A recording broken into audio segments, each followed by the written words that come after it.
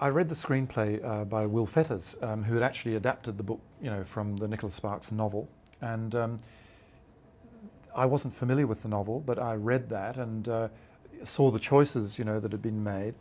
In the process of working further with the writer, we did change, quite a number of things in order to, I think, communicate the idea more clearly visually than the kind of world that the writer can inhabit. And I mean, there were some specifics to that. For example, the idea of the lighthouse, which is in the movie, is not in the book. But it was a way of allowing us to show swiftly and visually just how Logan locates where Beth lives and how he can set about finding her. And so I think in any process of adaptation, there are always changes, because first of all, you can't film the entire novel. So you always have to select, and and you just hope that you're doing it faithfully to the feeling of the book, so that the readers are not sort of ticking off a list of saying, that's changed and that's changed. Rather than that, you want them to just go with the emotional flow, if you like.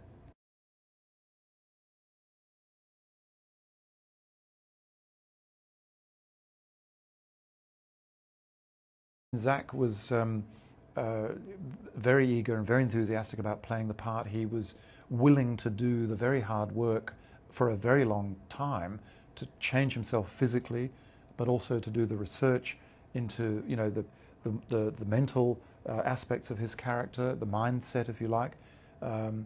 So I was very thrilled by that because I could see he was a very hard-working actor and he was willing to do the work. So finding someone to play opposite him was the challenge. I was really taken by Taylor as an actress. I thought she was extremely well equipped to access her emotions, very complex emotions, but also to make it appear as spontaneous, as if she just thought of it, which is a great skill.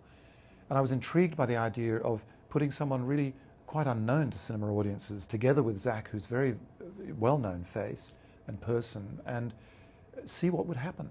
Now, chemistry is another factor, so bringing them together was very important before making that final choice.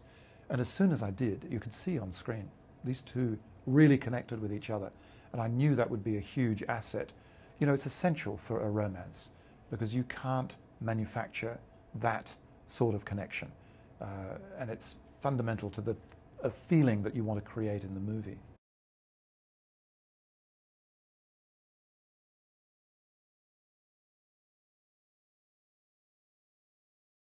The movie was entirely shot in Louisiana, including the scenes which were supposed to be set in Iraq, which was a huge challenge, really for our production design team led by Barbara Ling.